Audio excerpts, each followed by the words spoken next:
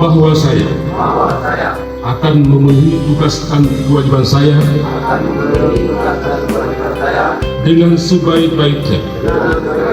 Pada hari ini, tanggal 2 November tahun 2023, saya PJ Bupati Aceh Barat dengan ini secara resmi melantik saudara-saudara Kabupaten Aceh Barat, mengucapkan selamat kepada para kecil yang telah dilantik.